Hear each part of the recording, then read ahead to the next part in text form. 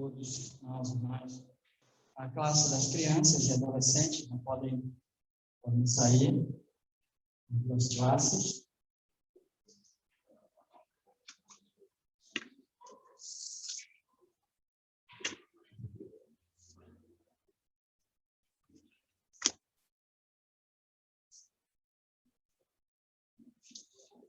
Muito bem, eu louvo a Deus pela vida dos irmãos, que vemos aqui. Hoje podemos seguir compartilhando e hoje temos uma tarefa.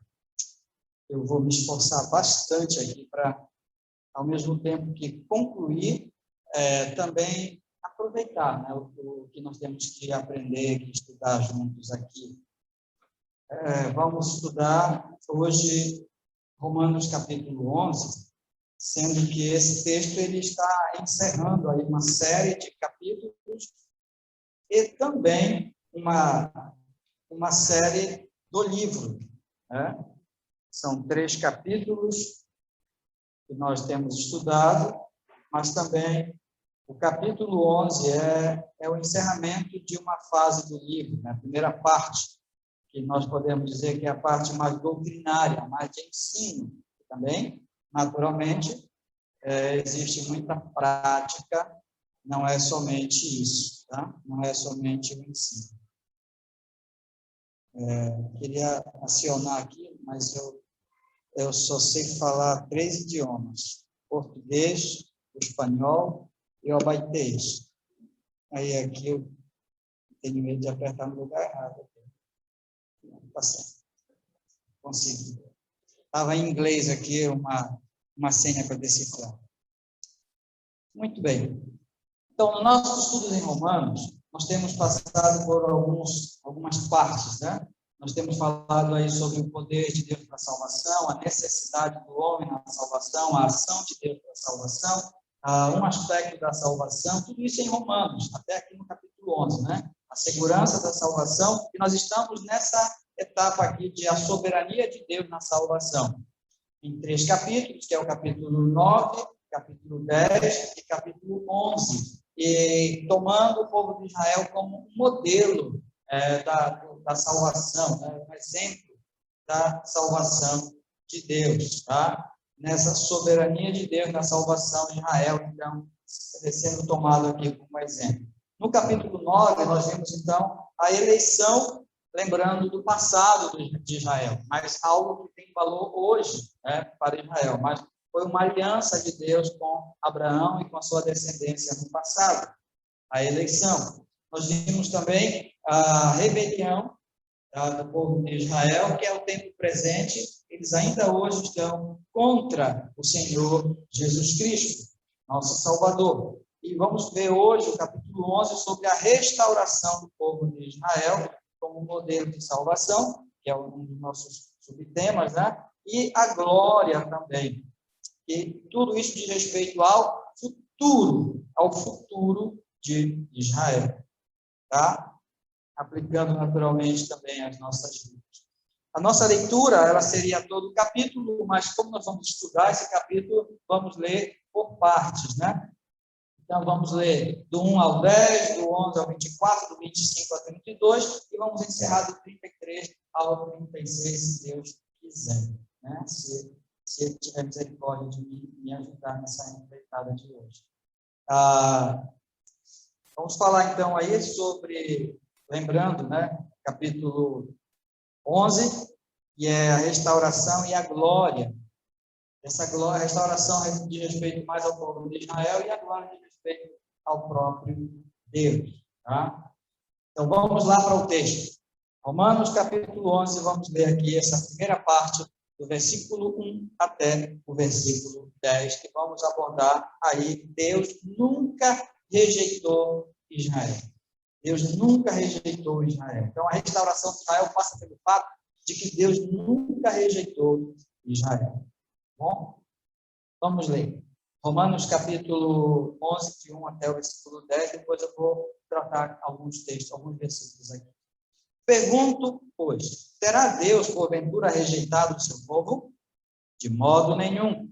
Porque eu também sou israelita, da descendência de Abraão, da tribo de Benjamim. Deus não rejeitou o seu povo.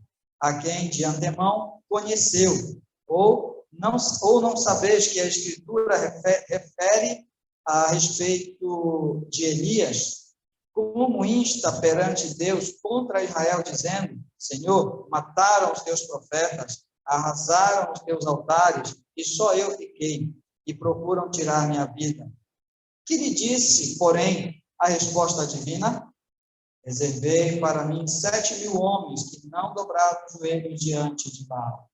Assim, pois, também agora, no tempo de hoje, sobrevive um remanescente segundo a eleição da graça. E se é pela graça, já não é pelas obras. Do contrário, a graça já não é graça. Que diremos, pois? O que Israel buscou, isso não conseguiu, mas a eleição alcançou, e os mais foram endurecidos. Como está escrito, Deus lhe deu espírito de entorpecimento, olhos para não ver e ouvidos para não ouvir, até o dia de hoje. E diz Davi: torne-se-lhes a mesa em laço, armadilha, em tropeço e punição, escureçam-se-lhes os olhos, para que não vejam e fiquem para sempre encurvadas as suas costas. Amém. Então, esse é o nosso primeiro texto, e vamos pensar aqui que Deus nunca rejeitou o povo de Israel. Tá? Paulo, então, começa dando o seu testemunho pessoal, versículo 1. Ele prova que Deus não rejeitou Israel.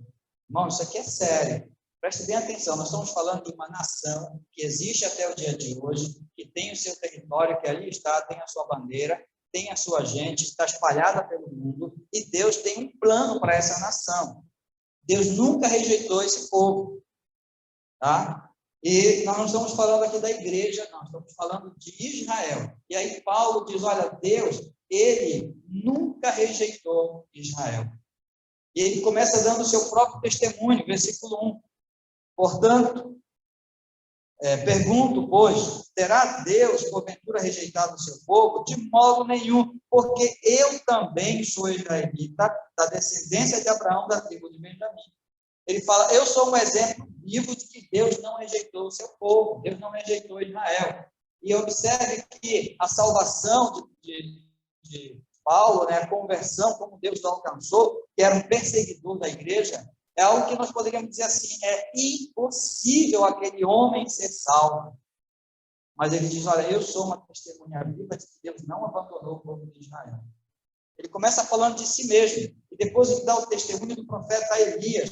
Ele diz, olha, independente de mim, lá no Velho Testamento, as Escrituras estão dizendo que também houve um profeta que se sentiu só. O profeta Elias, Senhor, derribaram os altares, quebraram os templos, né? Derribaram os altares, mataram os profetas, e eu fiquei só. E Deus falou, negativo, eu tenho um compromisso com esse povo, eu tenho uma aliança com esse povo, não vão acabar assim, não vão morrer desse jeito. E aí, Deus nunca rejeitou o seu povo, Deus nunca rejeitou, porque havia ali, no meio daquela situação. E aí ele vai falar também nos dias, o testemunho do chamado remanescente, versículo 5 e versículo 6, aí ele já vai abordar mais a questão do remanescente. Assim, pois, também agora, no tempo presente. Então, ele lembra do seu testemunho, olha para o passado e traz de volta a visão para o tempo dele, aí, naquele momento. Sobrevive um remanescente. E quando ele fala de remanescente, são judeus que aceitaram Jesus. São judeus que são crentes, são judeus que têm um compromisso real com Deus.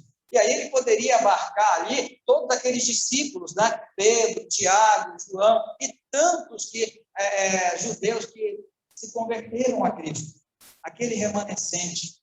Então ele fala, olha, Deus não rejeitou o seu povo. Deus não rejeitou o seu povo. Tá? Deus não rejeitou. E ali nós temos, então, o testemunho do remanescente daqueles dias. Nos dias de Noé, Deus já mostrava o que era o remanescente. O remanescente sempre tem a ideia de que é uma porção menor. Tá? É uma porção menor. No dia de Noé, somente ele, seus filhos e a sua esposa dos seus filhos foram salvos. Aquele foi o remanescente. No dia de Ló, em Sodoma e Gomorra, da mesma forma, só foram salvos Ló e as suas filhas. Até a sua esposa virou uma estátua de sal, foi o remanescente. Mas Deus sempre tem o seu remanescente. Tá? Nunca vai deixar de ter o seu testemunho sobre a face da terra. Ainda que uma multidão, ainda que uma proporção imensa de pessoas sejam contrárias a Deus, contrárias ao Senhor, mas ele sempre terá uma voz nesse mundo. Ele sempre terá o seu remanescente. Ainda que muitos se desviem para heresias, para ensinamentos e práticas que não condizem com o ensinamento do Senhor Jesus. Ainda que muitos encham igrejas e praças e estádios e o Senhor que for com doutrinas que não condizem com a palavra de Deus. Ainda há um remanescente fiel. Ainda há aqueles que preservam a doutrina, a palavra, o ensino do Senhor. Deus ainda assim vai levantar homens e mulheres, grandes e pequenos, jovens e idosos, no meio da geração ainda vai levantar, comprometidos com o Senhor. Olhando para esses aspectos aqui, o testemunho de Paulo, o testemunho de Elias, o testemunho do remanescente, e fechando aqui o testemunho da própria eleição, versículo 7 até o versículo 10, ele diz aqui, 7 a 10, vamos só olhar. Que diremos, pois?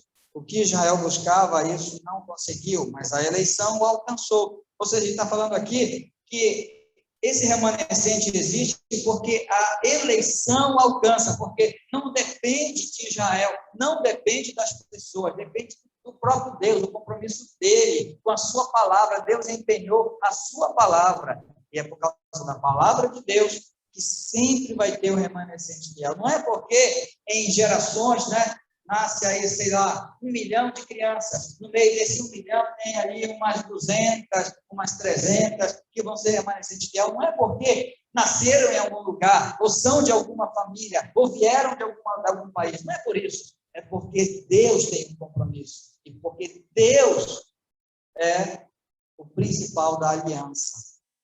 Deus, na eleição que ele fez, ele diz, sempre terá um remanescente fiel. Não por causa das pessoas, mas por causa do compromisso do próprio Deus. Do próprio Deus. Então, a aliança, ela é um testemunho de que vai haver um remanescente sempre, fiel. Então, Deus, ele não rejeitou o seu povo.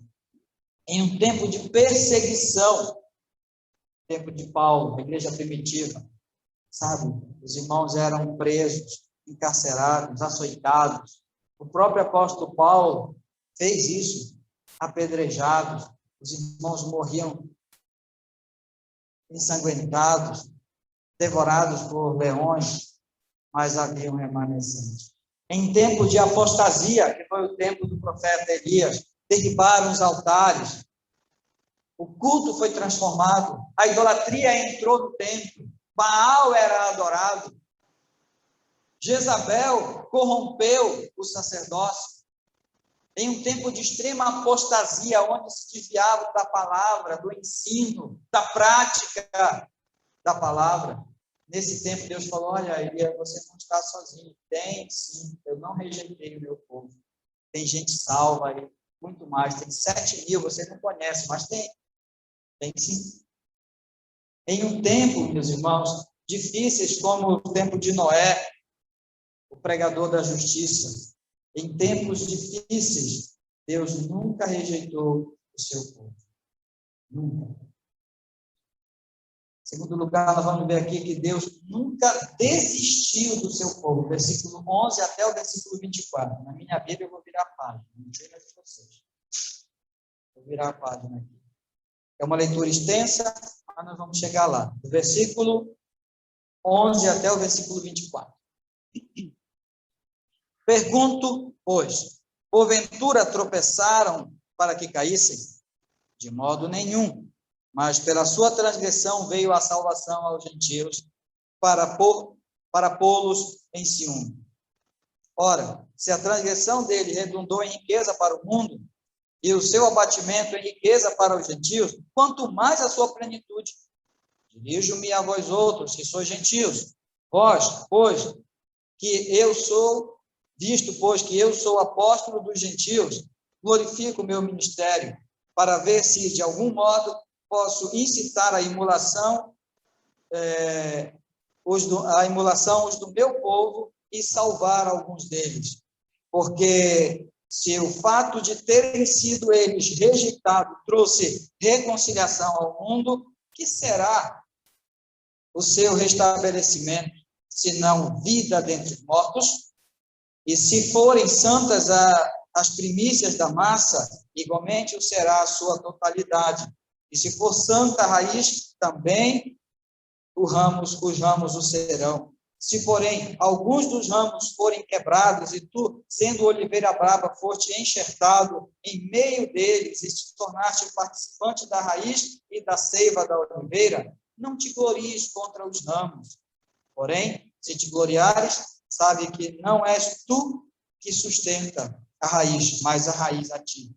Dirás, pois, alguns ramos foram quebrados para que eu fosse enxertado. Bem, pela sua incredulidade foram quebrados. Tu, porém, mediante a fé, estás firme. Não te ensoberbeças, mas teme. Porque se Deus não poupou os ramos naturais, também não te poupará. Considera, pois, a bondade e a severidade de Deus. Para com os que caíram, severidade, mas para contigo a bondade de Deus. Se nela permaneceres, de outra sorte também tu serás cortado. Eles também, se não permanecerem se não permanecerem na incredulidade, serão enxertados, pois Deus é poderoso para os enxertar de novo. Pois, se foste cortado da qual, por natureza, era a oliveira brava, e contra a natureza enxertado em boa oliveira, quanto mais não serão enxertados da sua própria oliveira aqueles que são ramos naturais. Amém. Vamos olhar esse texto pensando dessa forma. Deus nunca desistiu de Israel. Deus nunca desistiu de Israel. Tá? Em primeiro lugar, ele fala assim, mesmo havendo, versículo 12 e versículo 13, tropeço, transgressão e abatimento. Eles tropeçaram na rocha. Nós vimos isso lá no capítulo 9, versículo 32. Eles tropeçaram na pedra angular. Eles tropeçaram em Cristo. Eles viram e não creram. Eles conheceram e não quiseram. Eles experimentaram e não gostaram. Eles tropeçaram na pedra. Então, eles tropeçaram. Eles também transgrediram, porque eles queriam se salvar pela lei e não pela graça. Não conseguiram. E eles, então, foram abatidos. O que significa isso? Como eles tropeçaram, transgrediram, eles foram abatidos, eles foram reduzidos, eles minguaram, eles diminuíram. Está falando de quem? Dos judeus, do povo judeu, de Israel. Tá? Mesmo havendo tropeço, transgressão e abatimento, Deus nunca desistiu de Israel. Deus nunca desistiu do seu povo. Deus nunca desistiu dessa nação chamada Israel. Eles rejeitaram, mas Deus nunca os rejeitou. E Deus nunca desistiu. Eles tropeçaram na pedra, mas a pedra continuou lá para que eles vissem e se voltassem para ela. Deus realmente nunca desistiu de Israel.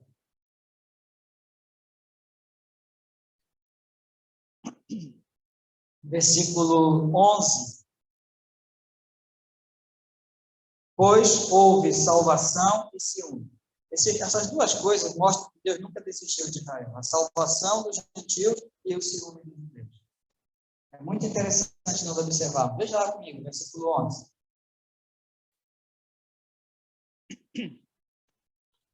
Pergunto, pois, porventura tropeçaram para que caíssem? De modo nenhum. Deus nunca desistiu deles, de Israel. De modo nenhum. Mas, pela sua transgressão, veio a salvação aos gentios. E pela salvação dos gentios, veio o ciúme dos judeus. Observe aqui o que Paulo vai mais tarde falar, que isso aqui era um mistério escondido. Como Deus salva os judeus. Mistério escondido. Como Deus salvou os gentios e como Deus salva os judeus. Essa é uma doutrina muito importante que nós devemos compreender. O que Paulo está dizendo aqui é o seguinte: os judeus se endureceram e Deus estendeu a salvação aos gentios. Os gentios foram salvos e os judeus tiveram ciúme. Esse é um ciclo que Deus criou para a salvação dos judeus e para a salvação dos gentios. Porque no momento em que os judeus sentem ciúmes dos gentios salvos, eles se voltam para Deus. Esse é um ciúme bom, porque é desejar uma coisa boa. É como se você tivesse assim vontade de aprender a fazer uma comida que você não sabe. E alguém sabe fazer, você fala, eu queria fazer igual aquela pessoa. Você tem um ciúme, um desejo por uma coisa boa, porque você quer fazer algo que é bom. Esse ciúme aqui não é um ciúme doentio ou maléfico, de alguém que é cobiçoso, né? Que quer o que o outro tem, pecando. Não, é um ciúme de alguém que vê algo bom na vida do outro e fala, eu quero também viver dessa forma. A igreja, quando brotou ali em Atos, os primeiros cristãos, quando eles brotaram ali, Atos capítulo 2, versículo 47, vai dizer que toda a igreja caiu na simpatia do povo. Era esse ciúme que Deus queria provocar, através da vida dos gentios, que aceitaram Jesus como Salvador, porque essa era a prerrogativa. Nós agora somos cristãos, aceitamos Jesus como Salvador. Aqueles judeus que vocês pregaram, que vocês martirizaram, que vocês rejeitaram, ele se tornou o nosso Salvador, ele ressuscitou e nós cremos nisso. Isso nos dá segurança de vida eterna. E enquanto não chegarmos na vida eterna, vivendo neste mundo, esta comunidade chamada cristã vai amar um ao outro, vai perdoar um ao outro, vai cuidar um do outro. Nós vamos zelar para que ninguém padeça a necessidade, para que ninguém tenha fome. Nós vamos nos reunir e vamos cultuar, celebrar esse Deus, mesmo que nos persigam, mesmo que nos prendam, mesmo que nos matem. Nós não vamos negar o nosso Quírios, o nosso Senhor. E aí os judeus deveriam ver o fervor e a mudança e a transformação de pessoas idólatras, de pessoas perniciosas, malignas, mentirosas, pessoas impuras, prostitutos e pessoas que faziam um monte de coisas erradas. E os judeus deveriam ver aquela mudança na vida das pessoas e, vendo isso, deveria provocar neles um ciúme, porque eles poderiam falar assim, nós estamos há milênios esperando um Messias e a nossa vida nunca mudou. E esses aqui disseram que ele já veio. E a vida deles mudou. Nós queremos a vida desses cristãos. Esse era o ciúme. O ciclo que Deus criou foi, os judeus se endureceram. O evangelho foi para os gentios. Os gentios se converteram. Provocou ciúme aos judeus endurecidos. Aí os judeus endurecidos se converteram. Mas ainda havia outros endurecidos. E o evangelho continua indo para os gentios. Mais gentios se convertem e mais judeus têm ciúme. E esse ciclo iria salvar todos os povos, incluindo os judeus. É o que Paulo está falando aqui. E aí ele vai então dizer que por isso Deus nunca desistiu dos judeus, porque ele criou um estilo de vida entre os gentios, a igreja, para que produzisse um ciúme salvífico, um ciúme de salvação, de desejo de ser igual aos cristãos. E isso realmente aconteceu entre muitos judeus. Mas, irmãos, eu não sei se eu vou chegar no final hoje. Eu preciso, porque domingo que vem já é setembro. Aí o meu plano é outro. Não sei se vai dar certo. Vamos ver. Vamos lá. Tá?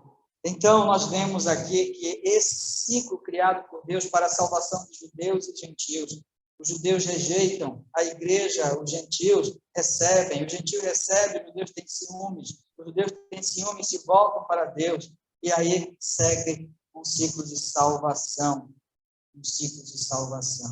tá? Assim deveria ser.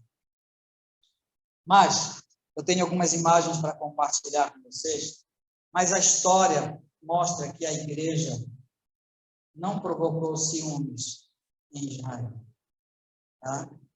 Pedi para colocarem as imagens aí, tá? Tem imagens para a gente compartilhar.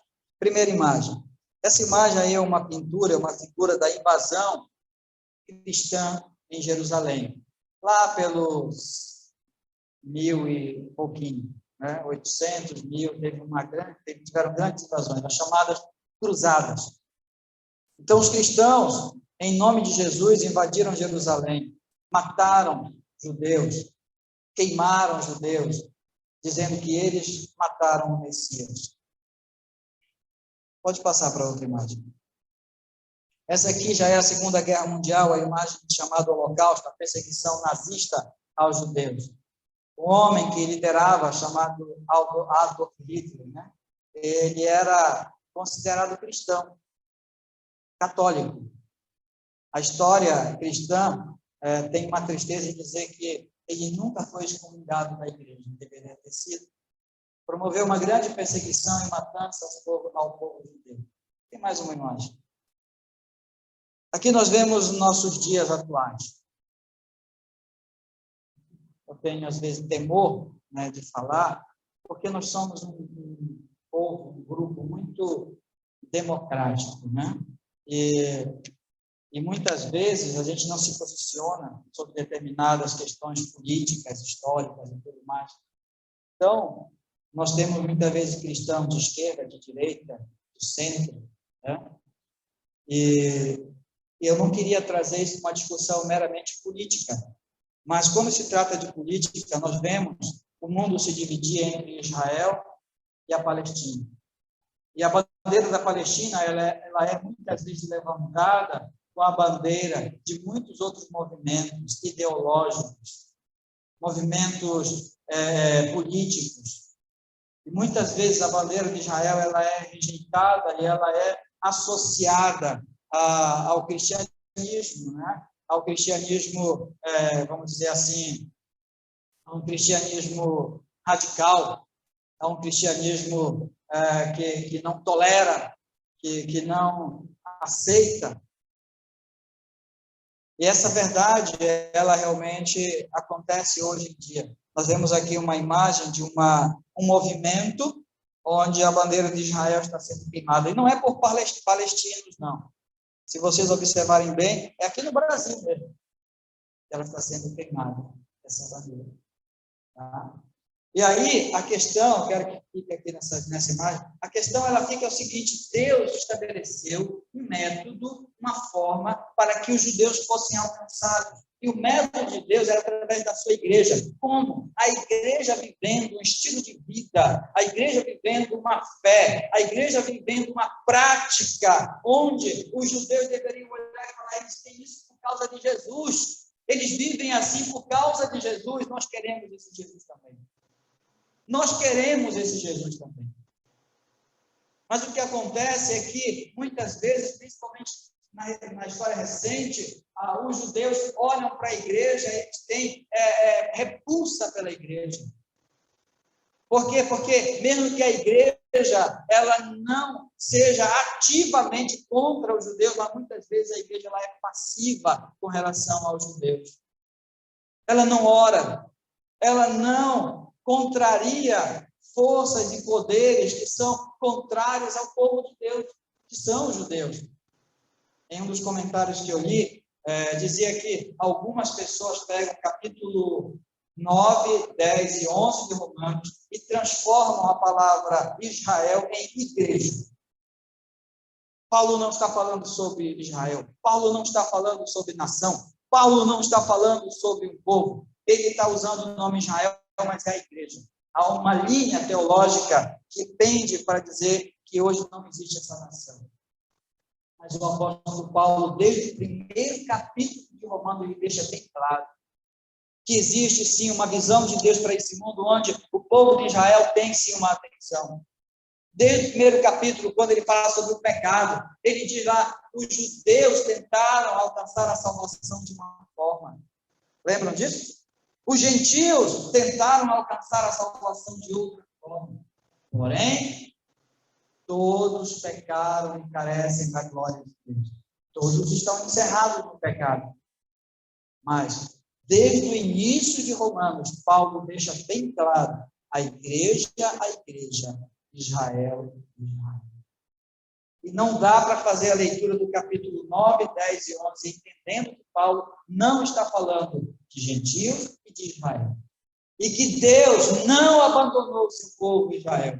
E que Deus não esqueceu do seu povo. Ele dá o testemunho de si, o testemunho de Elias, o testemunho dos remanescentes, e assim segue. O testemunho da aliança de Deus, e assim segue. E aí, Deus salva gentios para provocar ciúmes em Israel, para que Israel seja salvo. Mas o que acontece é que muitas gerações que se levantaram como cristãos, na verdade, subjugaram, mataram, perseguiram os judeus. E hoje em dia existe uma ideologia da qual muitos cristãos se associam e são contra o povo de Deus. E como é que eles vão ser salvos? Como é que eles vão olhar para nós cristãos e dizer, eu quero ser igual a esse povo? Quando eles vão fazer isso? Quando isso vai acontecer? Tem uma outra figura, uma outra última imagem aqui para mostrar. Nós precisamos, irmãos, como Deus que ama a Israel, amar, orar. A palavra de Deus diz, eu não vou esmiuçar textos aqui. Não. Nós não devemos levantar a bandeira. Eu pastorei uma igreja que tinha um judeu crente, um irmão. Ele era crente e era judeu, descendente, né? E algumas vezes eu tive que conversar com ele, porque ele dizia assim, olha, se eu orar a Deus e mandar descer fogo do céu, ele vai descer. Eu sou judeu. Eu falo, não, peraí.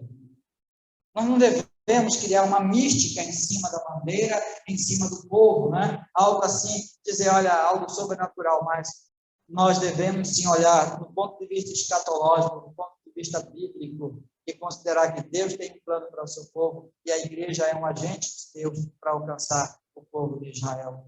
Sim, devemos nos importar, devemos orar. Tá? Eu não vou colocar a bandeira deles lá no meu carro. Não vou fazer isso. Se eu fizer, também não tem nenhum problema. Apesar de que eu não gosto dessa combinação de cores aqui. Mas a gente pode pensar, né? Mas eu devo me importar, sim, e devo orar por Israel. Tá? Vamos seguir. Pois houve salvação e ciúme, né, como nós falamos aqui. Por isso, Deus não desistiu do seu povo. Deus não desistiu do seu povo. Vamos voltar para o texto. Deus nunca desistiu do seu povo, mesmo havendo tudo que nós já falamos, né? A transgressão, o abatimento, tudo. Pois há salvação para Israel, dentro de um plano de Deus. Uma exortação aos gentios. Versículo 13 até o versículo 24, nós praticamente todo o texto, né? Mas eu vou ler algumas questões aqui. Versículo 13 diz assim, ó, dirijo-me a vós outros, que sois gentios. Então, está muito claro aqui no versículo 13 que o apóstolo Paulo, ele não está falando com Israel, mas com os gentios, especialmente com a igreja. Então, ele está falando de um povo a outro. Está falando de Israel à igreja, aos gentios. É isso que ele está falando. Ele exorta a igreja, ele exorta aqui os gentios. É isso que nós vamos ver, tá? Ele, então, exorta a igreja, ele exorta aqui os gentios. Há uma exortação. Nós olhamos claramente nesse texto, tá? Versículo 13 já fala sobre isso. Vamos além do versículo 13. Versículo 13. Dirijo-me a vós outros, né, que sois gentios, visto pois que eu sou apóstolo dos gentios, glorifico o meu ministério. Ou seja, ele fala, eu exorto vocês, porque essa é a minha tarefa, é exortar vocês para que vocês cumpram a missão de vocês com relação a Israel. Versículo 14. Para ver se de algum modo posso incitar emulação aos do meu povo e salvar alguns deles. Ou seja, eu quero estimular vocês, gentios, igreja, que Paulo está falando. Essa é a minha função, meu ministério, como apóstolo aos gentios, de levar vocês a se conformarem, a se transformarem em um agente de Deus para a salvação de Israel. É isso que eu quero, para que alguns deles sejam salvos. Eu quero que gentios sejam salvos, para que judeus sejam salvos. É isso que Paulo está dizendo. Eu quero que gentios sejam salvos e que sejam transformados em um estilo de vida, em uma forma de viver, ao ponto de que os judeus têm ciúme e sejam salvos. Então, veja só o investimento do apóstolo Paulo. O que ele estava fazendo aqui? Ele não estava fazendo um ministério entre os gentios, esquecendo dos judeus. É isso que está acontecendo aqui, tá? Ele não estava. Então, nessa exortação do apóstolo Paulo, ajudem a restabelecê-los, é o que ele está falando. Igreja do Senhor, gentios salvos, ajudem a restabelecer para que sejam salvos. Não se ensoberbeçam, versículo 17. Se, porém, algum dos ramos forem quebrados e tu, sendo oliveira brava, foste enxertado em meio deles e tornaste participante da raiz e da seiva, versículo 18, não te glories contra o ramo. E também lá no versículo 20, na parte final, não te ensoberbeça, não te glories. Olha, não pense que você tem alguma vantagem em relação a Israel. Eles foram cortados, abatidos, porque foram incrédulos. O critério de Deus para abatê-los é a incredulidade. E Paulo fala, eles foram cortados, mas não, você foi enxertado. Você agora pode orar e ter acesso ao Pai. Você pode, em qualquer lugar, ser sacerdote de Jesus Cristo. Orar, interceder. Você pode, em todo lugar, louvar, celebrar. Não é neste monte nem em Jerusalém. Porque aqueles que adoram em espírito de verdade. Mas não te glories por causa disso. Sobre Israel. Israel é um povo duro, né? Um povo que atravessou o Mar Vermelho e murmurou logo depois. Um povo que saiu de uma escravidão do Egito e sentiu saudade do alho. Que povo mau, né? Mas nós não. Nós não. Não te glories sobre os pecados de Israel, sobre a queda de Israel, o fracasso de Israel, porque ele foi cortado e você foi enxertado. Não te glories por isso, tá? Não te glories por isso. Por quê? Porque te gloriar sobre Israel vai render o efeito contrário do que Paulo quer, a salvação dos judeus.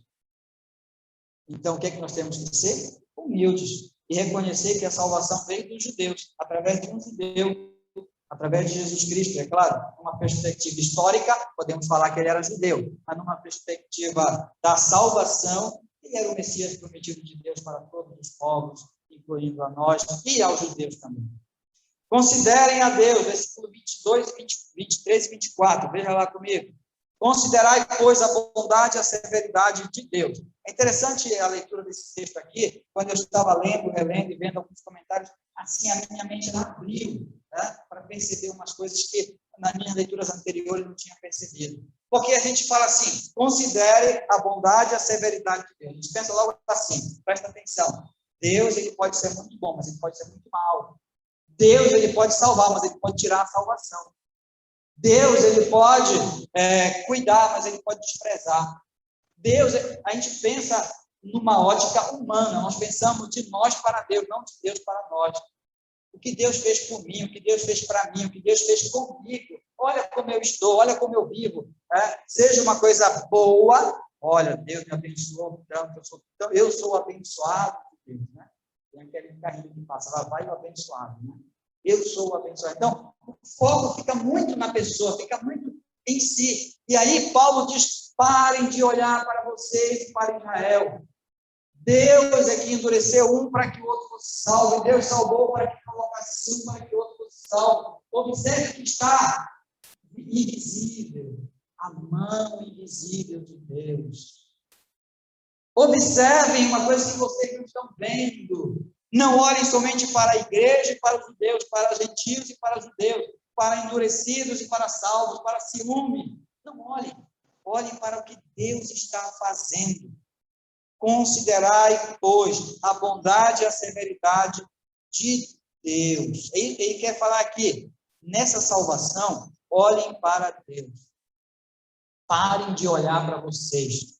Parem de olhar para o outro. Lembra a história de Pedro e João com Jesus, lá depois da ressurreição, depois de tudo, lá comendo um peixe assado na praia. E aí Jesus começa, Pedro, tu me ama? Pedro, tu me ama? Pedro, tu me ama? Pedro ficou tão incomodado com aquilo, falou, Senhor, tu sabe todas as coisas, mas e quanto aquele? Né? Aponta para João. E quanto aquele, Senhor? Aí o Senhor diz, eu não estou falando com ele, estou falando contigo. Né? O desvio da atenção de Deus na nossa vida vem lá do Éden. Adão, que foi que tu disse, Senhor, foi a mulher que tu me deste.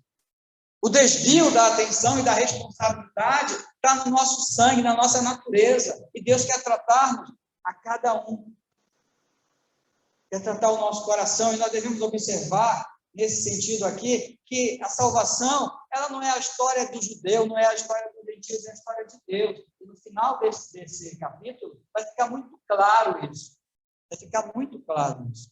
Então, considera não a bondade e a severidade pelo que está acontecendo no mundo, mas a bondade e a severidade por quem está fazendo. Considere Deus no meio disso. Abra seus olhos para Deus, perceba Deus, escute Deus, veja Deus. Perceba Deus. É isso que está aqui.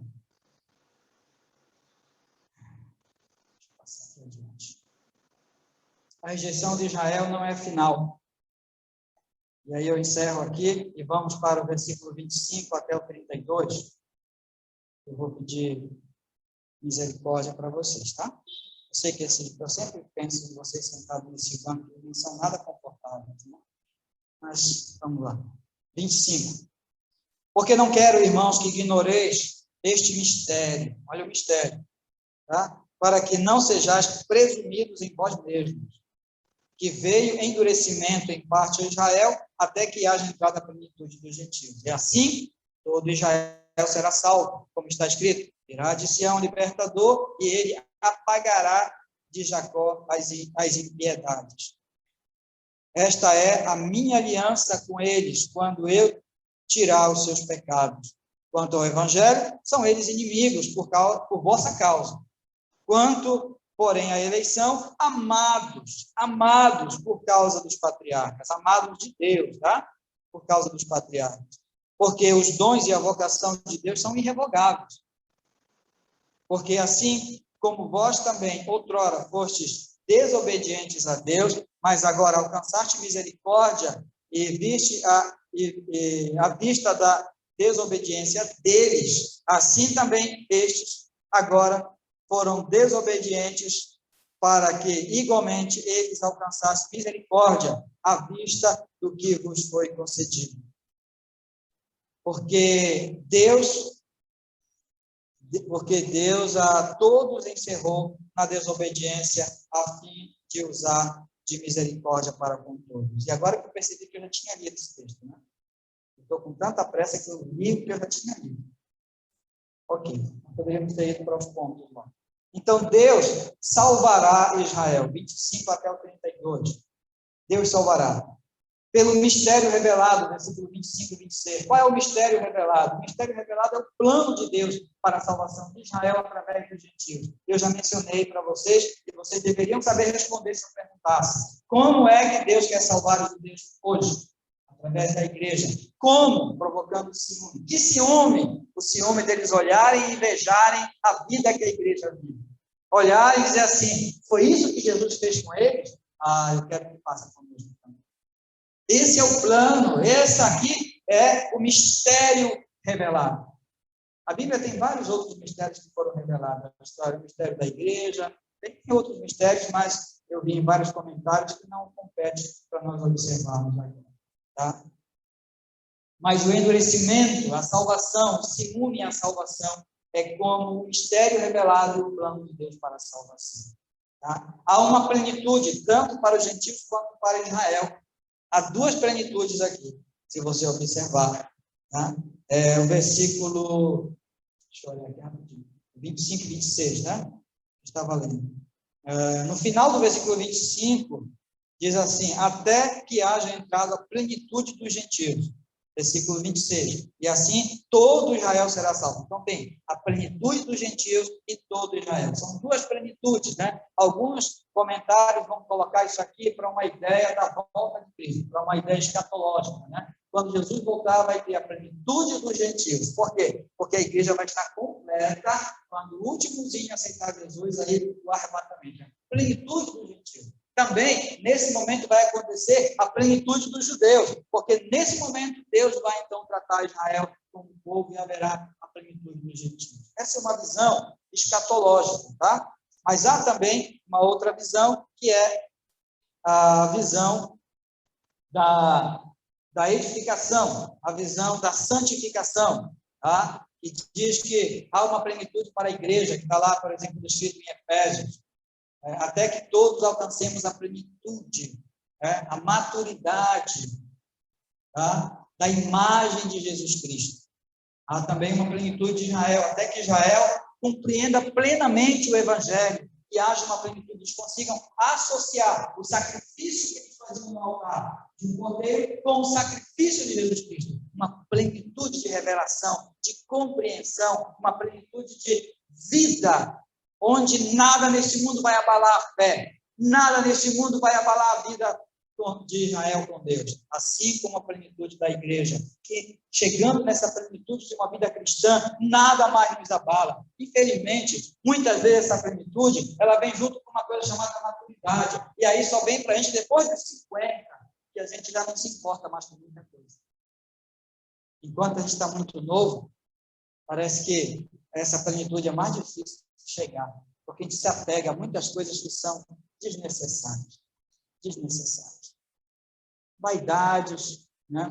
Às vezes coisas materiais, às vezes sentimentos que nós alimentamos, às vezes situações que nós nos envolvemos, mas aí vem a maturidade, a plenitude. Então tem esses dois aspectos aqui que os comentários colocam. Uma plenitude escatológica, a volta de Cristo, e uma plenitude da vida cristã, espiritual, de maturidade, seja no meio do povo de Deus, ou seja no meio do povo de Israel. Uma compreensão e de um estilo de vida pleno em Deus. Tá? Pleno em Deus. Há essa plenitude. Pelo perdão, essa salvação de Israel, ela vem aí pelo perdão dos pecados, está muito claro isso, tá? Muito claro nos versículos 27. Esta é a minha aliança com eles, com Israel. Tá? Se eles é Israel.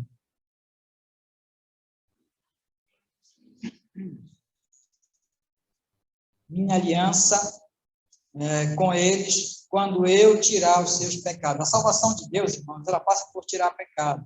Não tem como Deus salvar se ele não remover o pecado. Tá? Versículo 27, versículo 26, também, a parte B fala, tirar de Jacó as impiedades. Como é que Deus salva?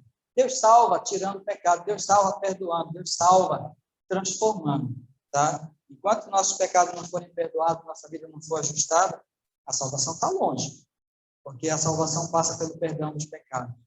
A salvação também ela passa pela aliança de amor, versículo 28 e 29.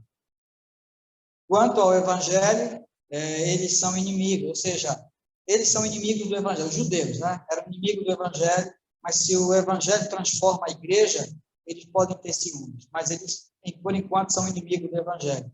Quanto à eleição, porém, eles são amados de Deus, ou seja, a salvação de Israel ela passa por uma decisão de Deus, Deus decidiu salvar, a salvação de Israel passa pelo amor, Deus decidiu amar, que não é diferente da igreja, porque Deus amou o mundo de tal maneira. Então, o amor é um elemento fundamental, crucial na nossa salvação e na salvação de Israel também. Não tem um outro plano de salvação.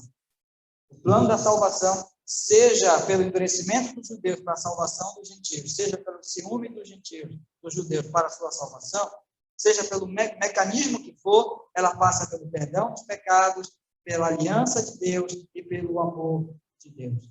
Tá? Passa sempre por isso aí. Pela pura misericórdia de Deus, versículo 30, 31, 32, está rechonchudo, recheado da palavra misericórdia. Tá? Misericórdia. Está muito claro aí que Deus, ele salva pela sua graça, pela sua misericórdia. Nunca vai ser diferente a nossa salvação. Ninguém merece, ninguém é digno, ninguém tem algum mérito na salvação. É pura misericórdia e graça de Deus. Mas eu não vou fazer a leitura mais desses 3 versículos agora. Tá? Mas o fato é que o plano da salvação de Deus, ela passa pelo perdão dos pecados, pela aliança de Deus, o amor de Deus e a graça de Deus, como é de fato. Tá? A salvação de Israel, então, ela é real, é histórica e é final. Ela é real, sempre ela esteve aí e ela um dia será plena. Vamos então fechar aqui falando sobre a conclusão da glória, versículo 33 até o versículo 36. Esses últimos 4 versículos, que não pense que por ser os últimos 4 versículos vai ser tão simples assim. Tá? Vou ler. Aqui é um salmo, um cântico, um louvor. Ó profundidade da riqueza, tanto da sabedoria quanto do conhecimento de Deus. Quão insondáveis são os seus juízos e quão inescrutáveis os seus caminhos. Quem, pois, conheceu a mente do Senhor? Ou quem foi o seu conselheiro? Ou quem primeiro lhe deu para que ele venha a ser restituído? Porque dele, por meio dele, e para ele são todas as coisas. A ele, pois, a glória eternamente. Amém. Um dos comentários que eu li dizia que é como se Paulo tivesse subido uma montanha. E ele chegou no topo da montanha e olhou para baixo. Olhou para tudo que ele percorreu.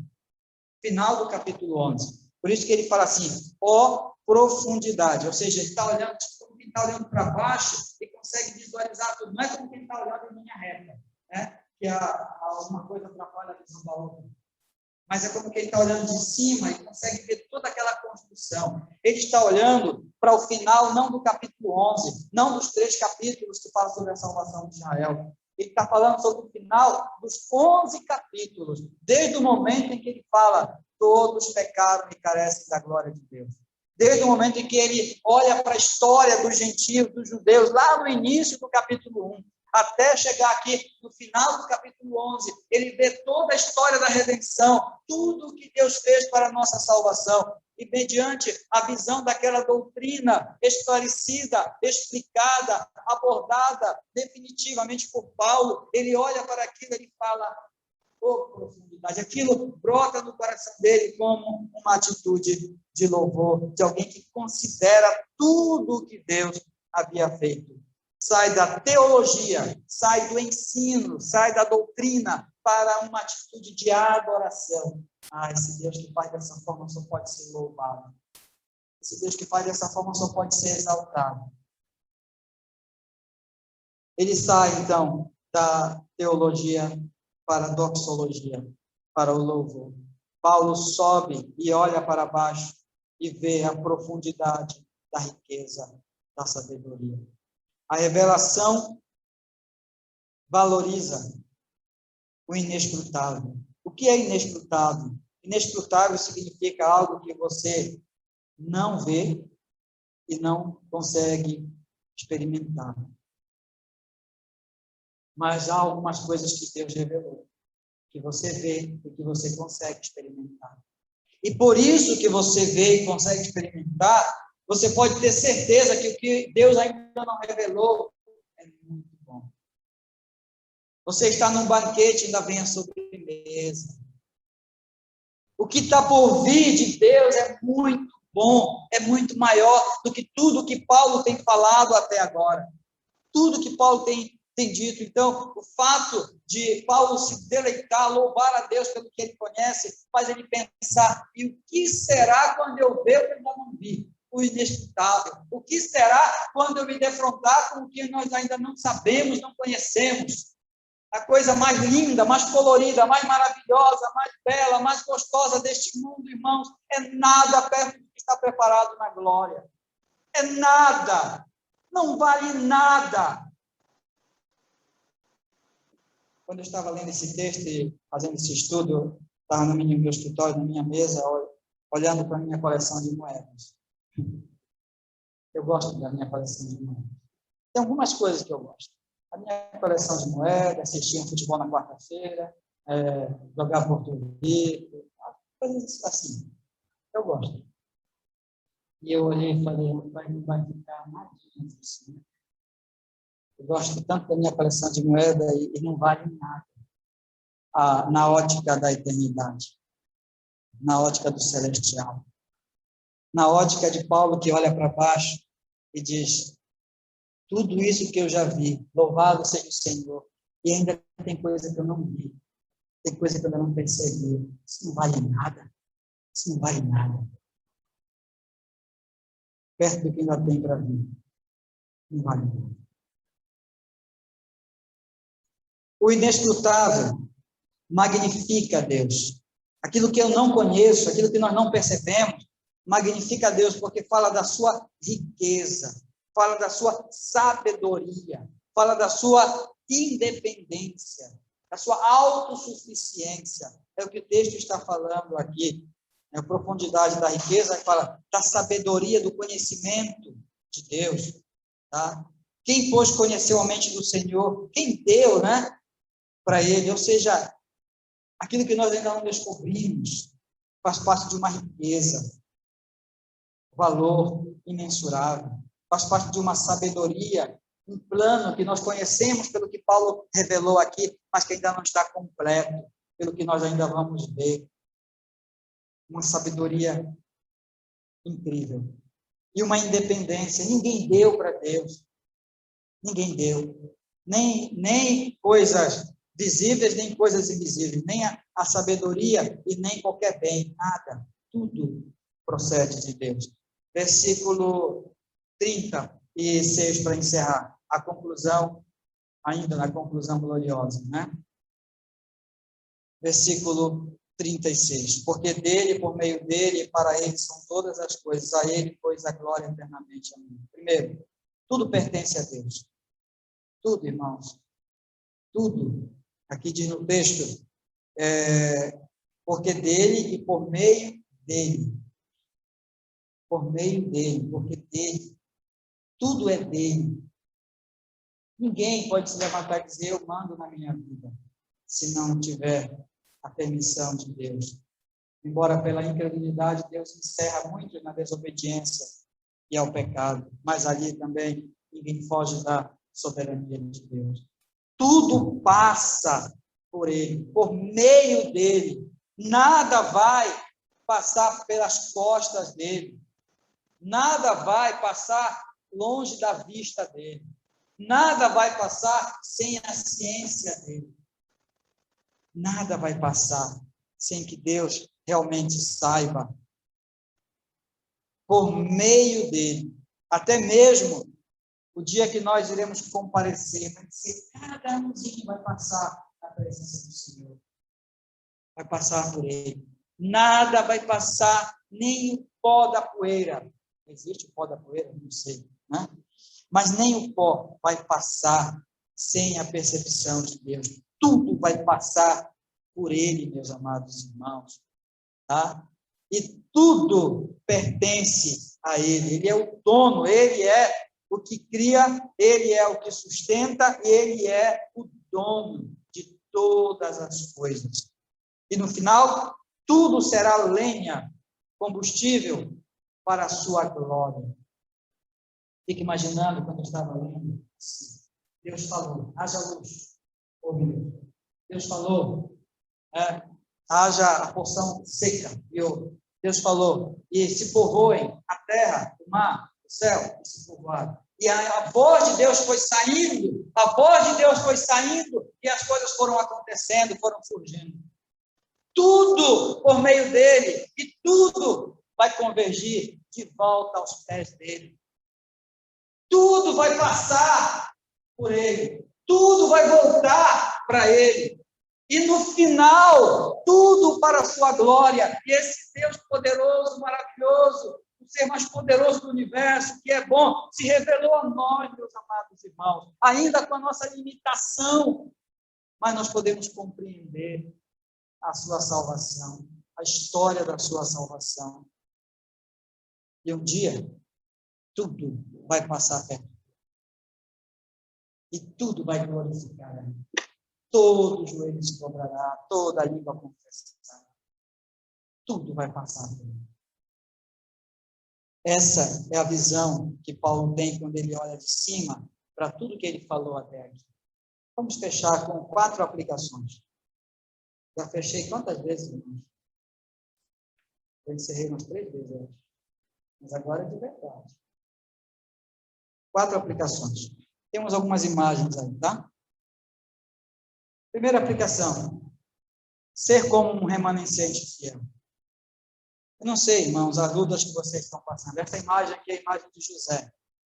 Um garoto, um adolescente, que foi jogado numa cisterna pelos irmãos. Com certeza ele se machucou, ou talvez ficou confuso, ou não, só sabia que os irmãos não gostavam dele, né? Não sei. Vendido como escravo. Mentiram por ele. Prenderam. Passou por tantas situações que nós nem imaginamos e nem passamos. Mas ele foi um dos remanescentes fiel. Ele foi remanescente fiel. E aí fica para nós essa lição. Estamos no meio de uma sociedade, irmãos, terrível. Vivendo uma geração difícil. E nós temos que nos portar como remanescente fiel. Independente do que vão dizer, o que vão falar, independente do que vai acontecer com a nossa vida, podem nos prender, irmão. Podem nos prender. Eu não sei se eu vou experimentar isso, né? Ter que ir à justiça por defender a fé que eu tenho. Não sei. Mas eu não estou me importando, porque o que eu quero ser é fiel ao Senhor. Fiel. Independente das atrocidades e maldades que podem fazer. Eu quero sofrer o prejuízo se assim for preciso, se assim for necessário. Seja fiel. Seja um remanescente, seja um exemplo. Segunda aplicação.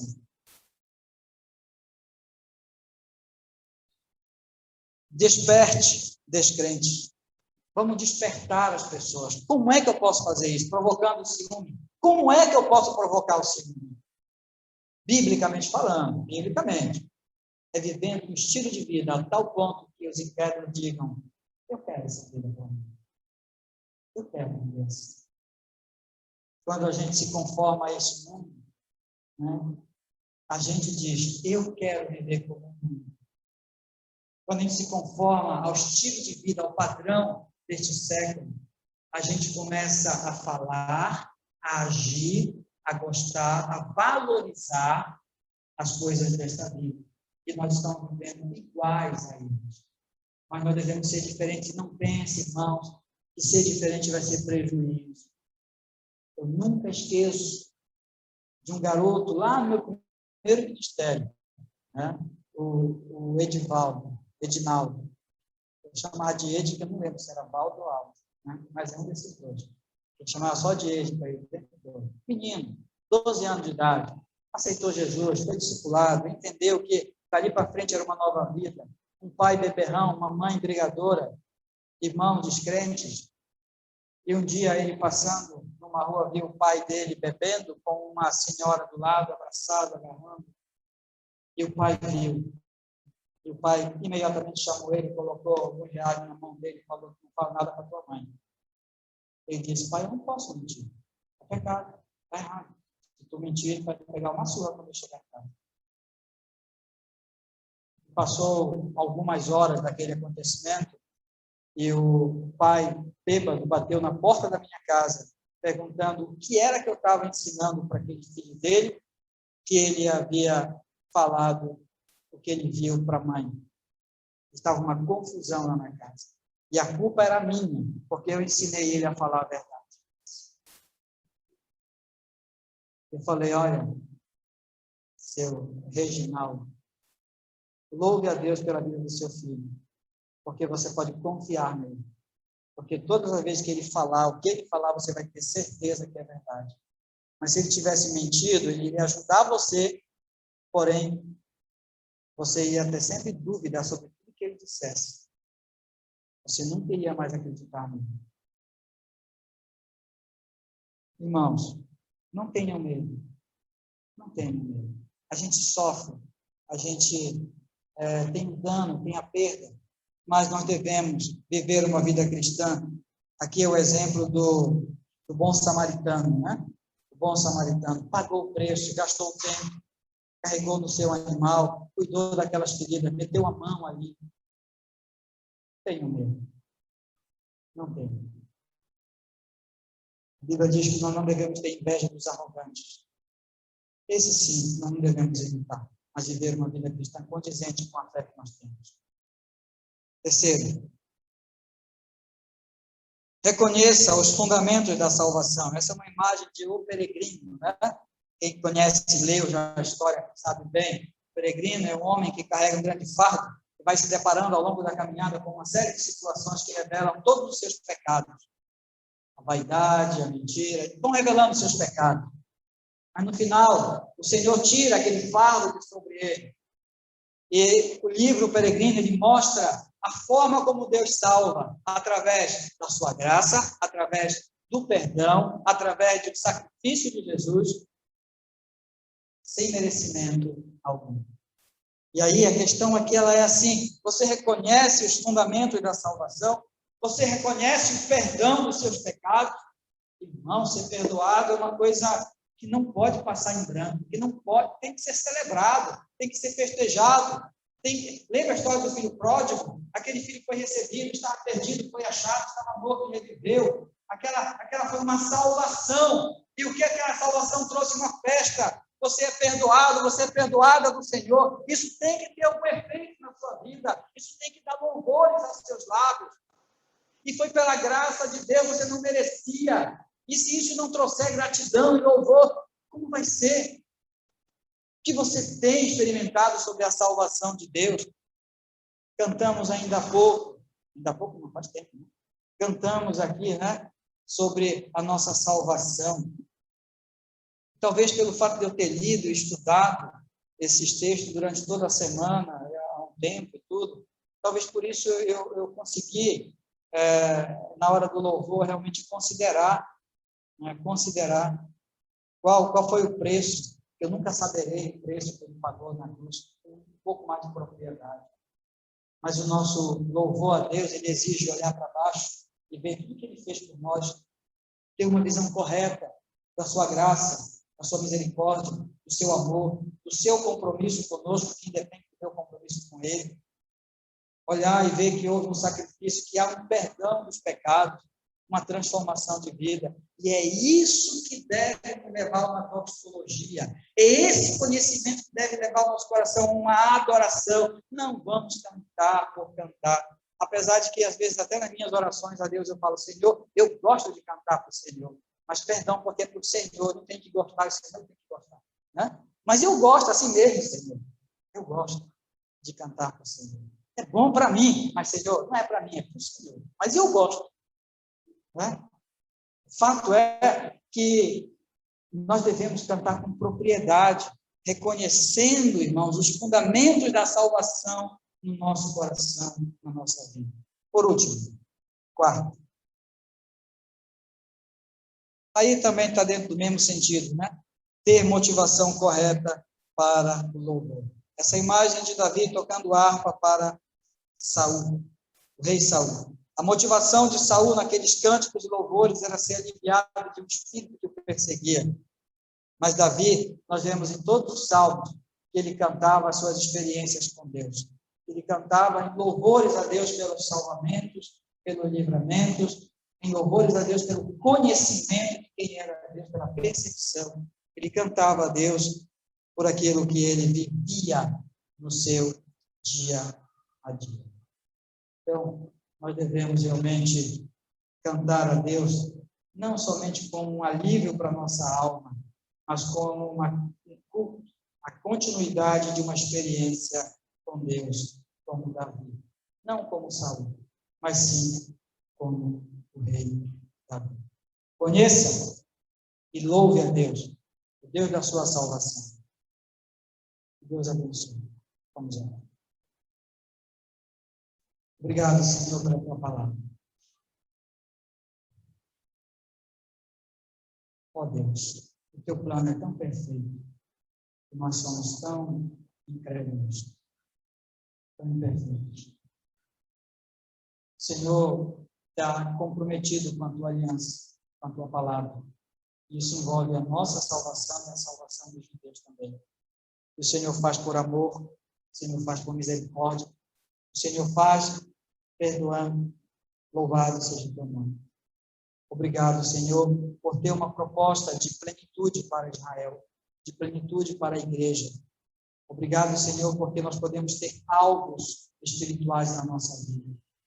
Obrigado, Senhor, porque hoje nós podemos testemunhar, viver de acordo com a vontade do Senhor. E no futuro, ter a certeza que o teu nome será honrado, glorificado em todas as coisas e na nossa vida. Obrigado, Pai. Em nome de Jesus. Amém, Senhor.